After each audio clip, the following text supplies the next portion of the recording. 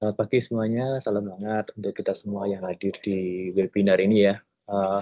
Saya sangat semangat untuk teman-teman yang sudah hadir di sini. Kali ini kita akan membahas tentang produk derivatif single stock future. Tentunya produk-produk teman-teman yang sudah transaksi di single stock future, barangkali ada pertanyaan-pertanyaan seputar transaksinya atau mungkin yang masih belum mengerti atau belum paham, mungkin bisa ditanyakan ketika webinar ini dilaksanakan. Dan bagi teman-teman atau mungkin nasabah Bina Arta yang masih belum bertransaksi di derivatif single stock future, nantinya teman-teman bisa mempelajari produknya di aplikasi di Neopovis. Tentunya nanti bisa di-download melalui uh, Google Play, App Store, maupun bisa diakses melalui desktop juga, melalui browser juga bisa. Begitu. Sebelum kita masuk ke materi intinya yang akan diisi oleh Pak Adi Indarto Hartono, tentunya kita akan memperkenalkan dahulu untuk produknya bagi teman-teman yang belum transaksi bisa mengakses melalui di website Binata Sekuritas. Nanti di halaman menu di atas itu kita ada kolom menu bernama SSF yang bisa diakses untuk detail-detail dari overview dari produk single stock feature-nya maupun bagaimana identifikasi untuk produk-produk derivatifnya.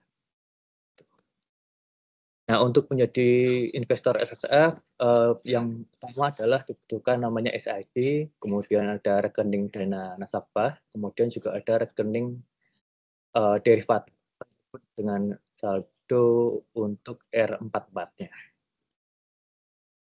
Nah, ini ada beberapa keuntungan yang bisa dimiliki untuk uh, investasi single stock feature, yaitu bisa digunakan untuk pertama hedging, yang kedua adalah bisa mengambil posisi short saat market turun, ada fee transaksi yang rendah dikenakannya per kontrak, kemudian ada modal yang dibutuhkan untuk transaksi lebih rendah, kemudian realisasi keuntungan dalam 1 hari bursa atau T+1. Kemudian mekanisme transaksi yang mirip dengan saham, begitu.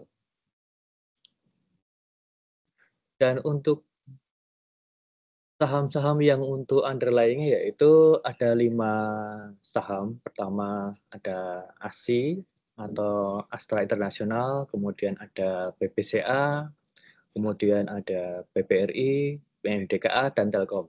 Saat ini baru ada 5 saham underlying-nya. Nah, ini adalah perbandingan saham dengan SSF-nya. Kemudian untuk identifikasi ada seperti ini. Nah, ini semua nanti Anda bisa akses melalui ini juga di website kami di Binata untuk produknya SSF secara detail maupun ada tutorial untuk transaksinya juga seperti itu. Nah, selanjutnya akan dijelaskan lebih detail dan terperinci oleh Bapak Adi Indarto. Untuk waktu dan tempat saya persilahkan Pak Adi. Oke, mungkin bisa dimulai dari saya pindah dulu ke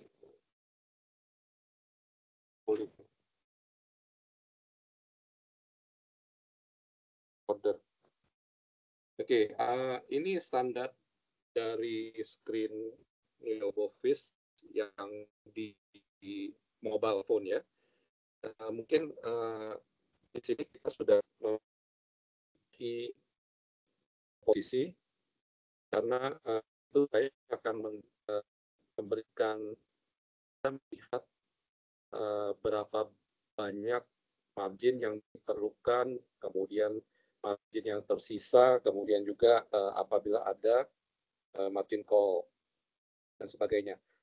Mungkin dari tampilan ini kita bisa lihat bahwa untuk melakukan transaksi long atau short itu ada di baris kedua setelah tulisan new office ya.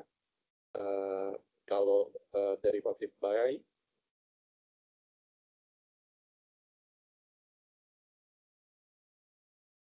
long itu berarti kita mau beli, di mana kalau harga derivatifnya naik berarti kita memperoleh keuntungan. Sebaliknya kalau harganya turun karena kita sudah long, tentunya kita akan mengalami kerugian. Nah, di sampingnya ada derivatif sell short. Ini untuk kalau kita mau jual short, ya, dimana kalau misalnya harganya turun kita akan untung, sebaliknya kalau harganya naik kita akan mengalami kerugian. Nah, mungkin kita bisa lihat juga bahwa di portfolio di sini bisa dilihat banyaknya jaminan yang kita sudah setorkan. Di sini ada net cash. Net cash ini sebenarnya di RDN. RDN itu untuk rekening dana nasabah. Tapi sebagian besar dana itu ada di KEPEI. Ya, kita bilangnya rekening dana derivatif. Di sini sebenarnya akumulasi balance ya, yang 99 juta itu akumulasi balance dari dana kita di RDN ditambah dengan dana kita di KEPEI. Potential fee ini karena saya ada posisi 30 kontrak. Potential fee ini adalah fee yang akan dipotong di RDN apabila kontrak itu kemudian ditutup. Balik lagi kita ke bawah,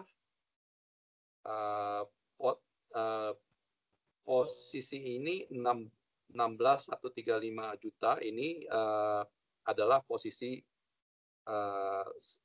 derivatif saya. Kolateral yang dibutuhkan untuk 16 juta posisi ini adalah 1,613500. Jadi 1.600.000 ini adalah 10% dari posisi saya yang ada. Kemudian remaining collateral itu adalah jumlah cash yang cash balance yang saya ada itu 99 jutaan, itu termaksud dari RDN ya, udah dijumlahkan, dikurang dengan kolateral yang memegang posisi ini. Jadi dari 99 juta dikurangi 1 juta, kolateral yang tersisa adalah 90 juta.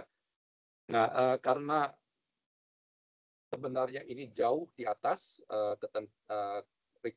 ketentuan ya, bahwa kita harus memiliki 10%, jadi tidak ada di sini rasionya tidak ditampilkan,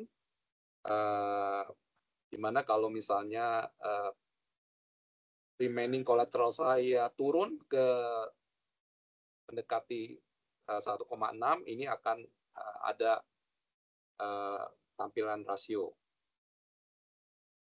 Nah, di sini terlihat bahwa saya mempunyai posisi long Astra yang jatuh tempo Januari 2025, 10 lot saya long, dan ini senantiasa ada unrealized gain atau loss karena ada posisi ini di mark to market terhadap underlying sahamnya ya, jadi terhadap saham Astra. Kemudian ada posisi di BBCA yang juga Februari 2025, 10 lot long. Di sini ada unrealized profit 50.000 karena juga tadi di mark to market selalu terhadap underlying-nya. Kalau ada harga beli, harga jual, underlying-nya akan ada unrealized gain atau loss. Kemudian posisi satu lagi yang terakhir ini ada MDKA juga Februari 2025. Di sini posisinya short. Jadi saya punya 20 kontrak long dan 10 kontrak short. Untuk memberikan gambaran apa yang terjadi kalau misalnya kita long dan short. Jadi kita bisa lihat di posisi MDKA itu ada 10 short. sedangkan BCA 10 long, dan ASII ada 10 long. Nah, apa yang terjadi kalau misalnya saya merasa, saya mau jual karena saya posisinya sudah menguntungkan. Jadi kita harus balik lagi ke atas ini ke order.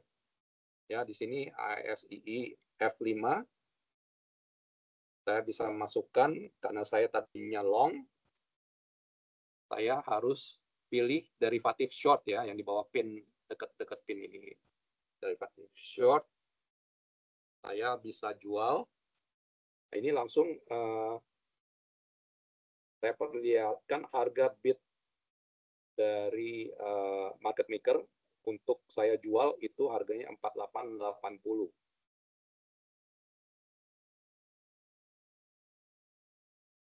Ya, jadi saya akan jual misalnya satu kontrak di 4880, kemudian sell short. Nah, apa yang terjadi dengan portfolio? Bisa dilihat di sini, belum refresh. Sudah kejadian ya.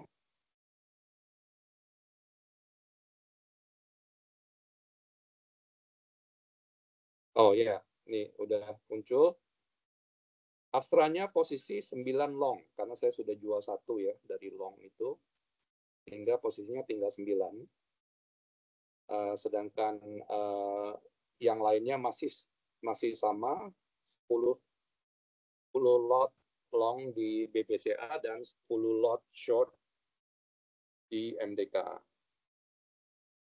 Saya akan beralih ke web base.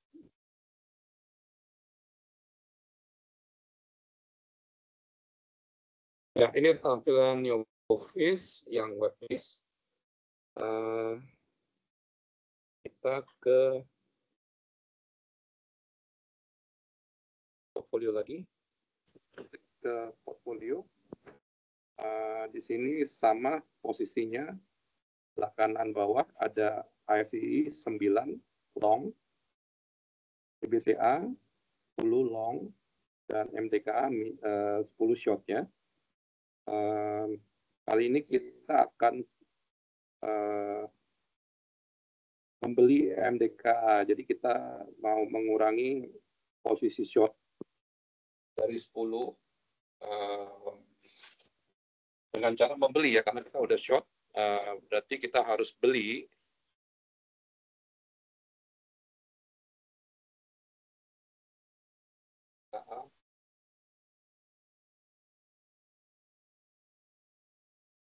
Karena kita sudah short, kita harus long untuk mengurangi posisi kita.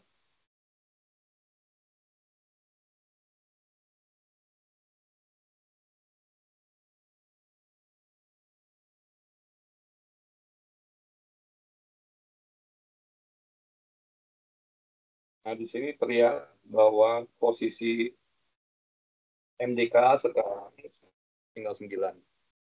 Demikian caranya kita di aplikasi mobile. Apakah ada pertanyaan?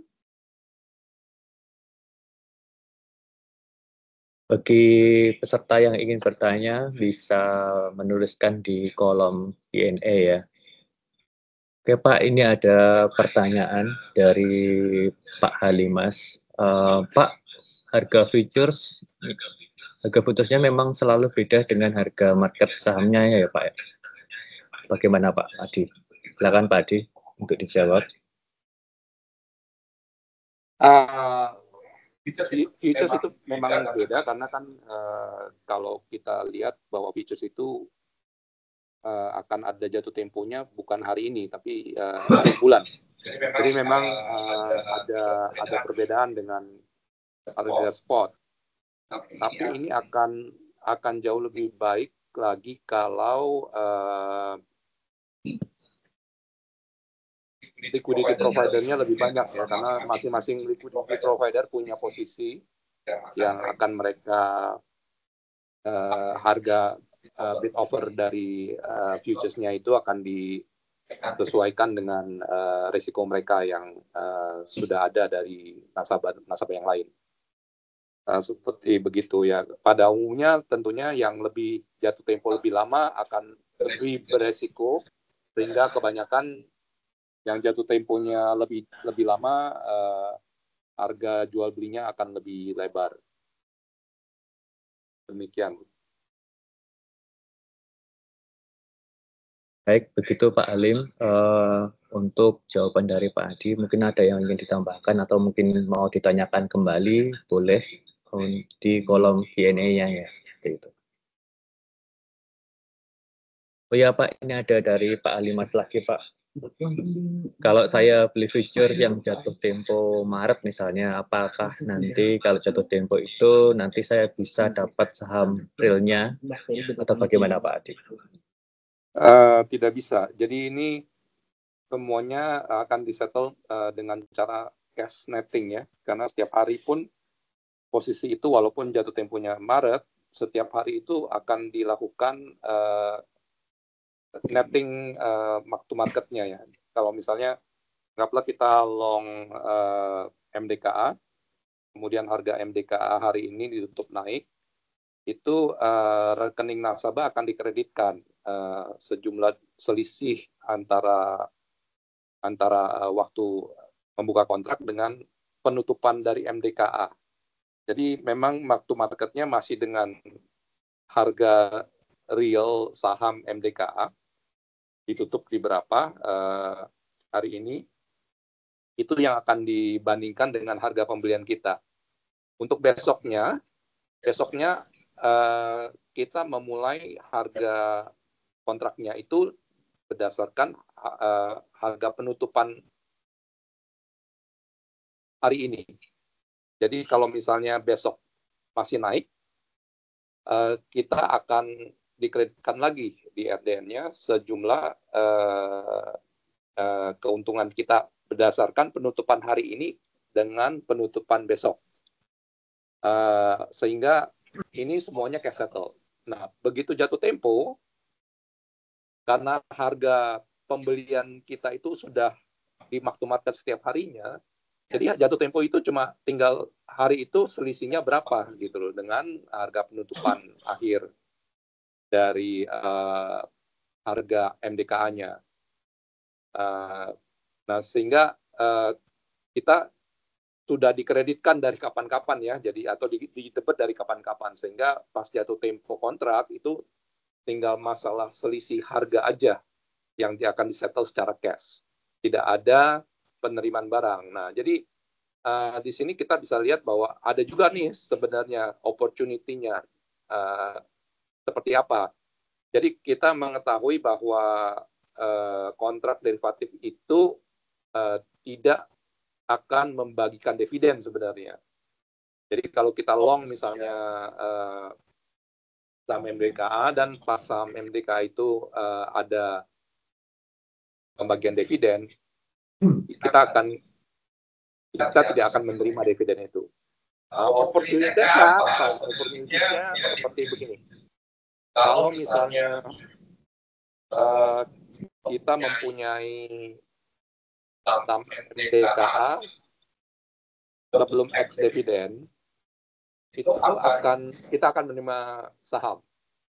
Tapi kalau misalnya kita short MDKA sebelum ex dividen, harganya itu biasanya akan lebih tinggi karena investor mengharapkan akan memperoleh dividen. Makanya saham-sahamnya akan dibeli dulu gitu. Tentunya harganya akan naik. Tapi kita tahu setelah ex dividen itu biasanya sahamnya harganya turun. Karena pemilik saham itu sudah menerima dividen. Nah, sehingga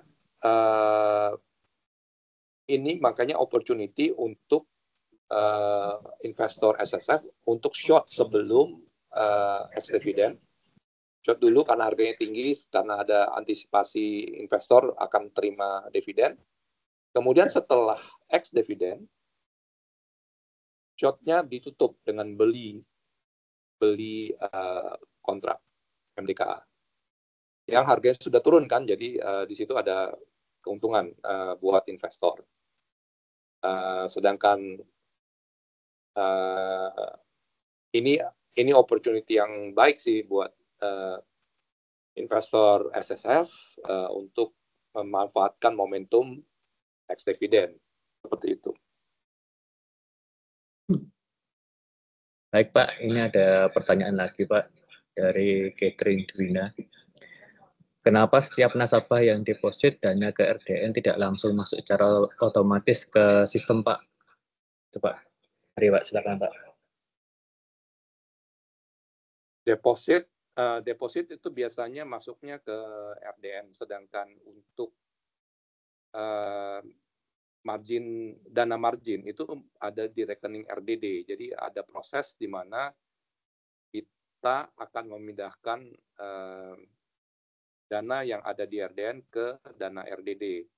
Ini diharuskan oleh KP ya, yang akan melakukan monitoring dana RDD, bahwa nasabah hanya boleh bertransaksi setelah dana RDD-nya sudah positif ya, sudah itu karena perhitungan margin akan menggunakan dana RDD.